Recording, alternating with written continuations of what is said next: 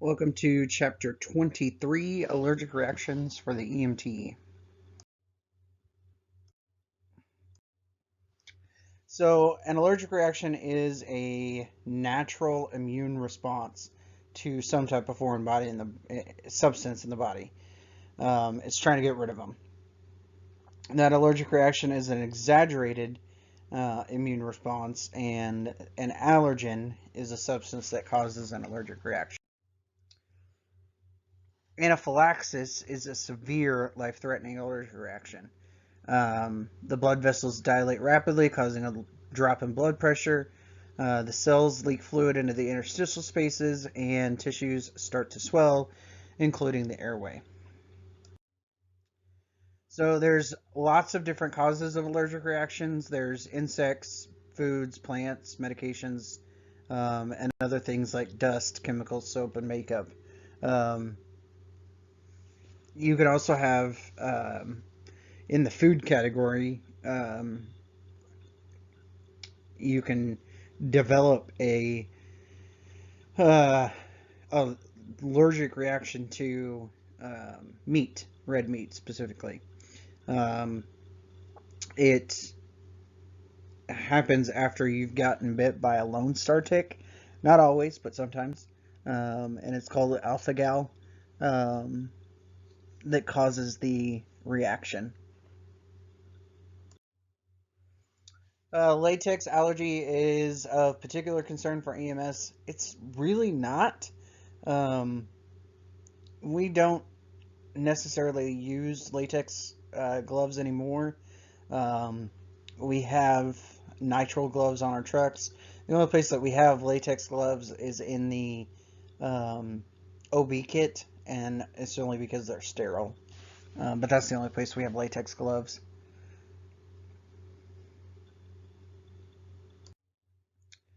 So an allergic reaction does not occur the first time a person encounters an allergen.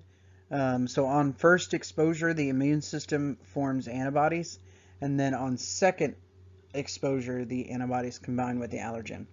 And then this causes a histamine release. So there's like 4 different histamines.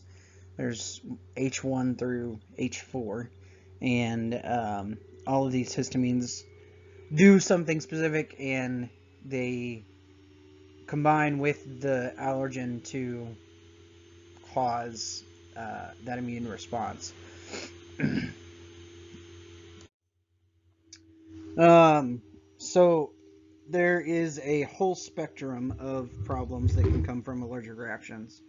Um, Dilation of blood vessels, flushing of the skin, and development of angioedema as that fluid moves into the tissues, and then any kind of swelling around the vocal cords. Development of eudocardia, or hives on the skin, bronchoconstriction that decreases air movement in the lungs, and then also a development of thick mucus in the lungs. Um, Allergic reactions are unpredictable. They could be mild to severe. Um, in severe, it can be immediate. It can also be delayed up to 30 minutes. And then in a mild reaction, it may start out as a mild reaction and then become anaphylaxis later down the road. So you're just going to closely monitor any patient exposed to a known allergen. So signs and symptoms include itching, hives, flushing, swelling of the face, neck, hands, feet, or tongue. And then they may have a warm tingling feeling in the face, mouth, chest, feet, or hands. When I had an anaphylactic reaction to IVP dye, my experience was a little bit weird. So I was getting IVP dye for some x-rays that I was having done, and the way it worked was the nurse came in, started the IV,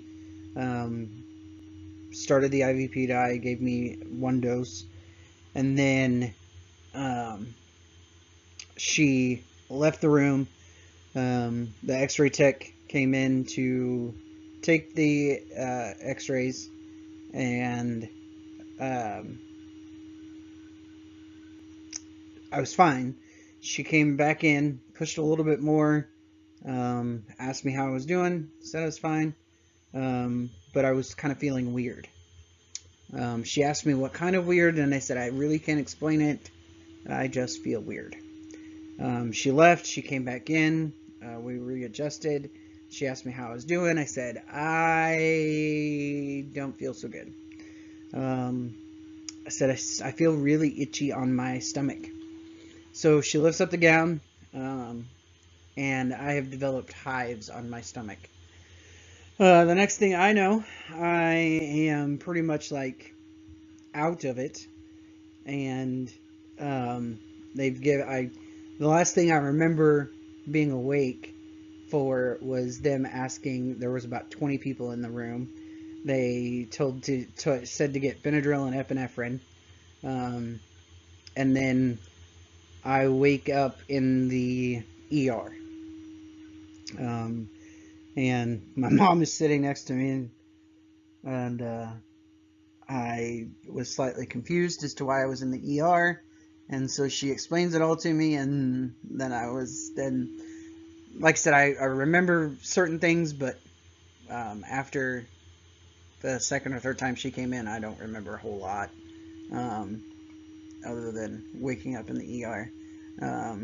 She came down shortly after that and said to check on me, and she told me that in 30 years of doing this, she had never had anybody had any kind of reaction to that dye. So they did warn me that I would be allergic to shellfish and strawberries.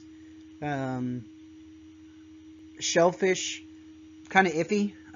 I get a little bit puffy, and uh, lips swollen, kind of a tingly feeling in my lips.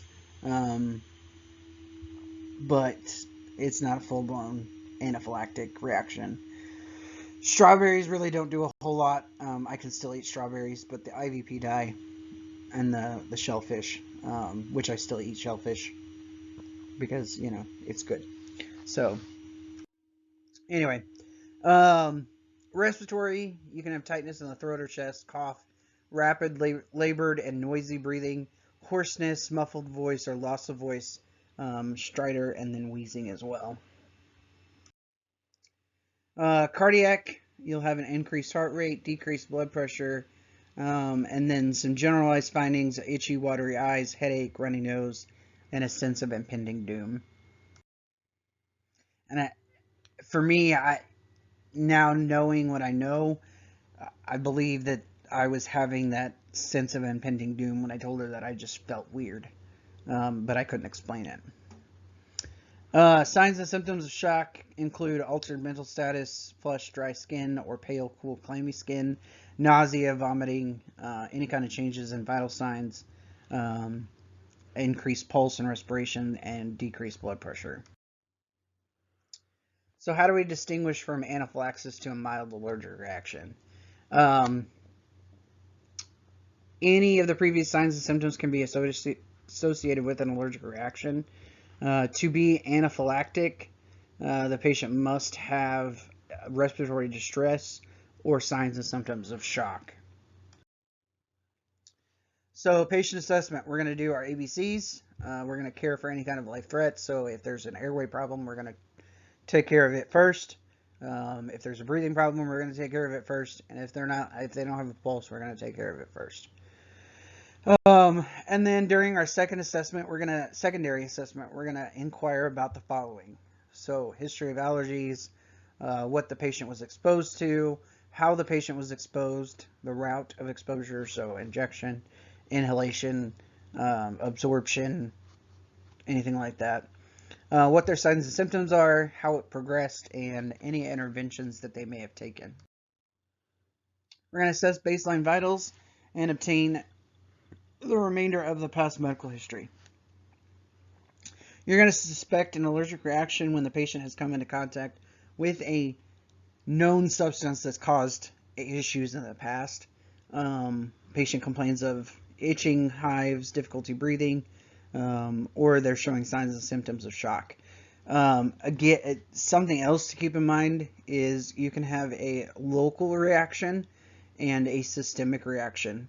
So a local reaction is just at the site of exposure, whereas a systemic reaction is whole body, face swelling, various things like that. So when I eat shellfish, I get a local reaction because it's food and I put it in my mouth, and so my lips tingle and swell up.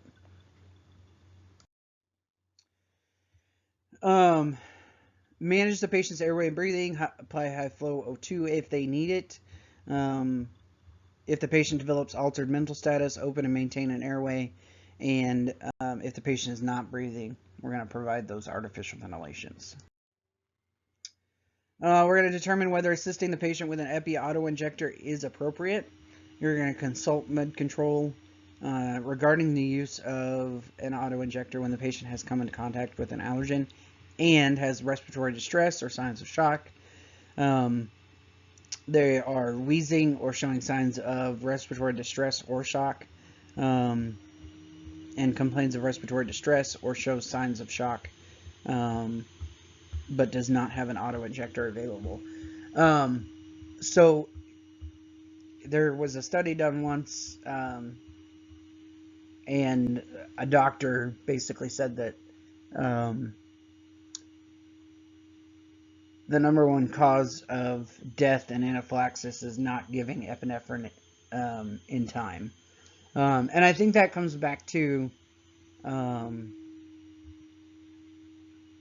our ability and the fact that we make epinephrine such a big deal when we give it, because it does cause things. So we make it a big deal, but it really isn't, and it should be given if your patient needs it. So after using an auto-injector or administering the epinephrine from the ambulance, you're going to record the administration of the epinephrine, transport the patient, and reassess after 2 minutes. If the patient meets the criteria for epinephrine but you cannot carry and use it, call for ALS intercept. So in Missouri, you guys can give the auto-injector, but you cannot draw up epi and give epinephrine that way. Now, if I were to draw it up as a paramedic and hand it to you to give, you could do that, but you can't draw it up. Self-administered epi. So as a medication, epinephrine constricts the blood vessels and dilates the bronchioles. It's often prescribed to patients with a history of allergy. Auto-injectors are carried or kept at home by the patients, and it's a spring-loaded needle, and it carries a single dose of epinephrine, and they do come in child and adult sizes. If authorized by medical direction, you can administer epi from an auto-injector prescribed for your patient, and then some states do allow the auto-injectors to be carried on the ambulance without it being prescribed to the patient, which is acceptable. We're going to check the expiration date, ensure that the liquid is clear, remove the cap and press the injector firmly against the outer thigh, midway between the waist and the knee. Hold it in place until the entire dose is injected, and then reassess after 2 minutes. The pulse will likely increase, and your symptoms will likely decrease. It can be dangerous to a patient with a heart condition or who is hypertensive. Traditional thinking held that EMTs should only deliver epinephrine to patients with a prescribed auto-injector. It's starting to change a little bit. Missouri is still kind of lacking. So it's getting there, but yeah. Patients with a prescribed auto-injector may be uncomfortable or afraid to use it without help. So in general, always inject directly through the clothing. When assisting the patient, Carefully monitor the patient's airway and breathing throughout care and transport. If the patient's condition deteriorates, you may need to give additional doses, and this requires bringing the patient's additional auto-injectors into the ambulance.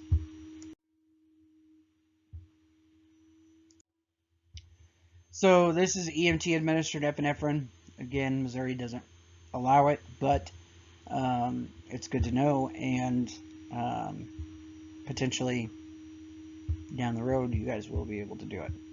So EMS systems that allow EMTs to administer epinephrine have moved to using hypodermics and syringes. So ready, check, inject method is commonly used. So only 1 ml of epinephrine is carried in a vial or ampule. A second provider must verify the dose drawn up, so 0.3 mLs for adults and 0.15 mLs for children. IM needles and syringes are used as well. Supplies are packaged in a single container with a review card. Be trained in the use of the kit and demonstrate competency in the technique. The agency must maintain records of training. If your system uses the Ready, Check, Inject, you must complete these steps in order to be authorized. Should be familiar with your system's protocol. Alright, that was a fairly quick chapter. If you have any questions, let me know, and I will answer them as best I can.